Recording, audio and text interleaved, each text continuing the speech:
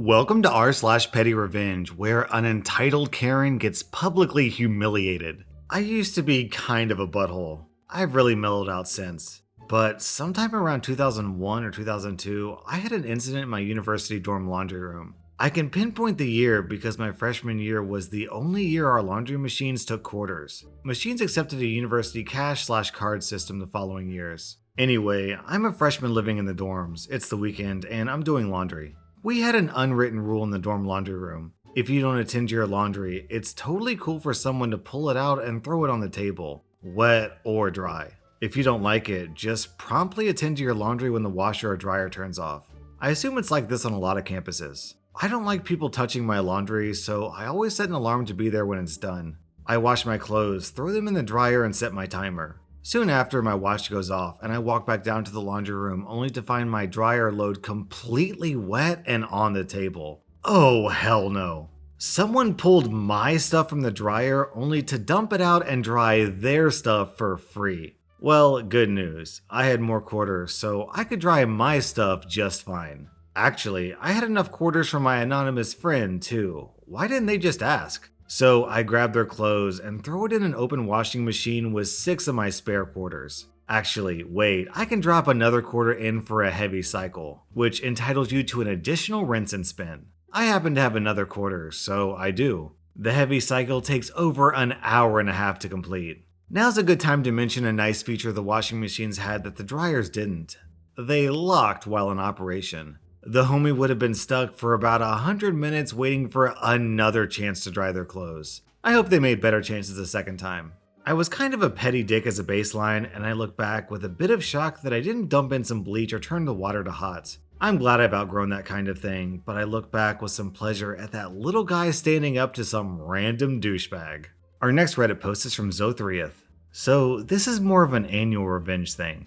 About 5 years ago, a greedy councilman put up 3 two-story apartments next door to our house. One of these has a direct view to our pool area, and a grouchy woman and her husband moved into it. Anywho, as we've done in the 15 summers before they got here, we all went for an afternoon swim. The woman was on her balcony and made a huge dramatic fuss about going back inside and closing her curtains. She then screeched at her husband when he tried to go outside. It's not like we were indecent or anything, just in our swimsuits. We laughed about it and continued having a nice afternoon at the pool while she roasted inside. A few days went by and I decided it was too hot to be inside and went for a dip. I was in the middle of university and this was the only time I'd leave the house between assignments and tests. Now, I do not have a body that stops traffic. I'm a regular plump human whose Dorito-loving habits have begun to show around the lower body area. I take off my sarong and jump into the pool. After a few minutes, I sense someone watching me, look up, and find a man on the balcony smoking and staring right at me.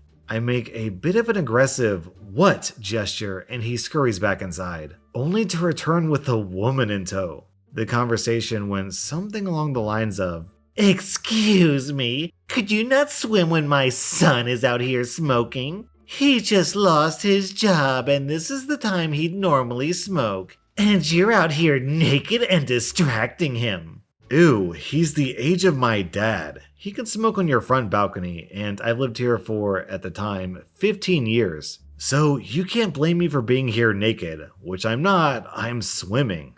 "I'm just asking you to be considerate, okay?" At this point, the grown man baby was looking smug. "If you don't like it, then move." And I continued swimming. They stood there for another 5 minutes before once again going inside and closing the sliding patio doors and curtains. Also, I wasn't naked or indecent. I wear full swimsuits because I'm a little insecure about my belly. See the paragraph about the Doritos. I told my parents, and the next day my mom joined me in the pool to show them, and I quote, "what real traumatizing thighs look like." But that got me thinking though. I could make their summers a living hell if closing all their curtains was how they deal with seeing us in the pool. So now, every summer, weather permitting, I go out and flash my thighs for a few hours in the afternoon and have them roast up in their apartment. It's been 5 years of this, and I will continue doing this until the day I leave home. Our next Reddit post is from When Faith Dies. I was about 18 or 19 at the time and babysat our neighbor's 3-year-old boy. He loved animals. It was the middle of spring, so nice and warm. So I decided to ask his mother if it would be fine to take him to a petting zoo in the city. Everyone was excited, me included, so we went. We had a ton of fun. He got a large amount of animal feed so he could enjoy himself. Nothing was weird up until this point. Nobody was staring, and I felt it was pretty obvious that I wasn't, in fact, his mother, but rather than that, just babysitting him. Now came time for the little guy to pee.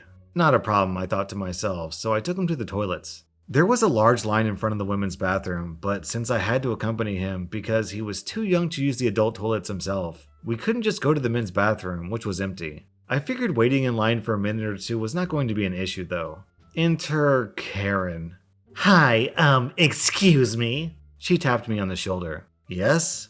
I thought that since she had a little girl with her, she might just want to skip ahead in the lane because her little girl needed to pee badly. Is this your child? Oh, no, this is my neighbor's child. I'm just babysitting today. Why the F are you taking him to the bathroom then? She got very aggressive straight away. Excuse me? He needs to use the restroom and is clearly too young to do it by himself. So obviously I'm accompanying him? What am I supposed to do? Just let him pee his pants? This is highly inappropriate. Only his parents should accompany him to the restroom. He's a boy, and on top of that, not even your child. God knows what you might do in there with him. Okay, so now I was getting kinda pissed. At this point in my life, I dealt with a lot of BS from people since I was a nurse and people in the hospital tend to be entitled as hell when they don't get their way. I was absolutely capable of defending myself with words and I already lost my temper with her being so rude. So I said very loudly, "You think I would look at his in there? Ooh, what the hell? Why do you have to make a bathroom trip with a small child sexual? Do you think about that when you take your girl to the bathroom? Oh my god, would you do stuff to your girl? Ew, that is disgusting. Why would you even think about something sexual when thinking about a little boy going to the bathroom?" Now, I said all of these things kind of very sarcastically, as it was just meant to scare her off. But obviously, I said it loud enough for a lot of people to hear. Now everybody looked at her disgusted and whispered or even chimed in with me to tell her thinking stuff like that was disgusting and that she should leave me alone. She looked mortified at this point and just backed away and left. So the comments are filled with similar stories, like this one from Startled Dung Beetle. A friend took her potty training daughter to the bathroom in a restaurant, and someone called child protective custody on her and said she was abusing the child. You can't make this stuff up. People are crazy. What I want to know is, how do these people think potty training works? Do they just toss a baby in the bathroom, lock it, and shout through the door, "Figure it out"? Our next Reddit post is from the 803 Project. Alright, background. When I was hired for the job which I currently work, I was hired to work on Tuesday through Saturday from 2 p.m. to 10 p.m. This had been my schedule for months, never changing, as I was verbally told that this was my set schedule. I even clarified this because I had to arrange childcare. For example, one week I was accidentally left off the schedule entirely and was told to just work my normal schedule. Around Thanksgiving time, we closed down for a week. The company policy is that you have to work your last scheduled shift before the break and your first scheduled shift after in order to get your holiday pay. On the Monday following Thanksgiving, remember, I'm normally off on Mondays. I get a call saying I was scheduled to work and that because I didn't come in, I wouldn't get my holiday pay. This kind of pissed me off because I'd been told I would work Tuesday to Saturday and thus had only arranged childcare those days. So I couldn't come in that day even if I wanted to. The exact phrase I was told over the phone was, "It's your responsibility to check the schedule every week because we don't have set schedules." Fast forward to this week. While checking the schedule, I noticed that my schedule is the same as normal with the exception that I'm off the schedule on Saturday. So I decide to not look a gift horse in the mouth and just take the 3-day weekend and not mention to my boss that she left me off.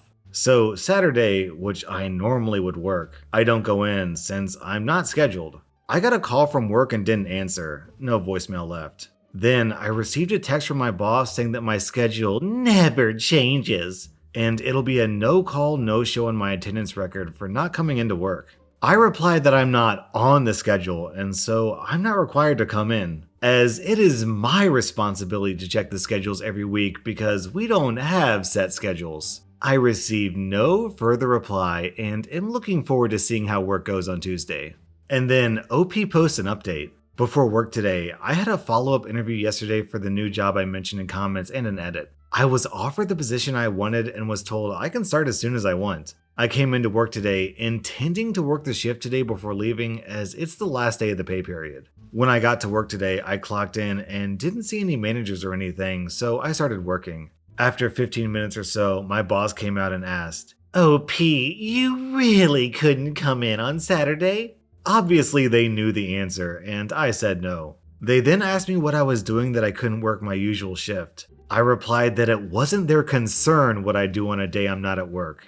They simply nodded quietly and walked away. About an hour later, my boss came over and asked to see me for a minute. I go to their office, and there's a manager. They're above me and lower than boss, sitting in there as well. This is a condensed version of what was discussed. The boss has a write-up and gives me a spiel about the attendance policy and said I have to get written up for a no-call, no-show. I refused to sign the write-up as I wasn't scheduled. So I couldn't no-call, no-show a shift I wasn't scheduled for. My manager seemed a little confused. I don't think they were told my boss didn't put me on the schedule, and that's why I didn't show up.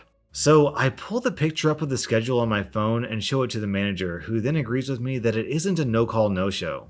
My boss said that I know what my normal schedule is as a full-time employee, and so I should have clarified that it wasn't a mistake. I said it wasn't my responsibility to double-check the schedule they put out, and reminded them that I was told my responsibility was to check the schedule every week because we don't have set schedules. My boss said something about, "for future reference," about working my normal schedule, and I said okay and asked if I could go now. I debated whether or not to stay the rest of the shift before deciding to go ahead and leave. So I wrote and signed a note saying I was quitting effective immediately, and I left it on the boss's desk and told a manager on my way out to the time clock. This is the first and only time I've quit without giving 2 weeks notice. Sorry the ending wasn't more exciting, but I'm super excited to be starting my new job and I'm happy having been able to share my story. The revenge was satisfying to me, and I'm glad to be starting a better job with a better environment. Thank you all for enjoying it with me. Our next Reddit post is from Grape Ice Cream Float. I'm in a class where a group research project / presentation is a huge chunk of overall points. Everyone knows in group projects, you always have that one slacker who doesn't do anything that you have to compensate for. However, I got stuck with possibly the worst 3 people to be in a project with in the class. I did the entire research, presentation, poster boards, etc. among many other annoying things myself. I tried talking to them and telling them they needed to put in their share of effort. Ignored. I'd send them tasks to do. Ignored. I tried to schedule meetings. They'd say they were coming and then leave me alone at the library. This happened from the get-go. It was abundantly clear that they expected everyone else to do the work, but everyone else turned out to be just me. One of the rules was that we couldn't have things 100% memorized word for word, and we couldn't read off of anything. We had to actually know the subject.